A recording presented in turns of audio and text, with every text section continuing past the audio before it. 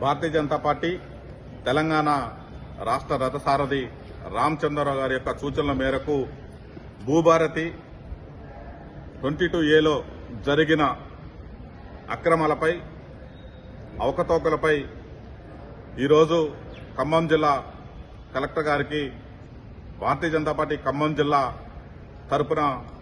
వినతి పత్రం ఇవ్వడం జరిగింది. ఈ యొక్క ప్రభుత్వాలు ఏర్పడ్డ తర్వాత సంపదని సృష్టించుకోవడం చేతగాక సహజ వనరుల మీద భూముల మీద పడి భూబకాసూరుల్లాగా భూములన్నీ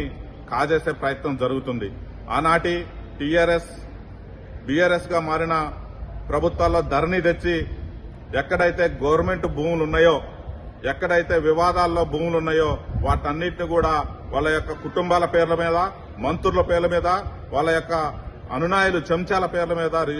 రిజిస్ట్రేషన్ చేసుకోవడం జరిగింది. తర్వాత వాళ్ళ యొక్క అకృత్యాలని తట్టుకోలేక తెలంగాణ ప్రజలు వీళ్ళ యొక్క చెప్పినటువంటి 420 హామీలను నమ్మి ఈ కాంగ్రెస్ ప్రభుత్వానికి ఓటేస్తే వీళ్లు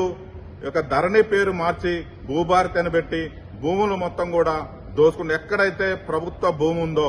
ఈ యొక్క 22A కింద ఎక్కడైతే భూములు ఉన్నాయో ఆ భూములన్నీ కూడా వీళ్ళ యొక్క బినామీల పేరు మీద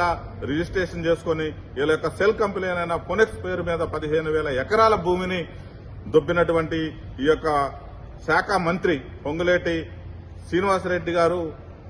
రాజీనామా చేయాలని కూడా మేము డిమాండ్ చేస్తున్నాం. ఈ 22 ఏదో అక్రమాలుగా తప్పుడు సమాచారంతో నివేదికలు ఇచ్చి ప్రైవేటు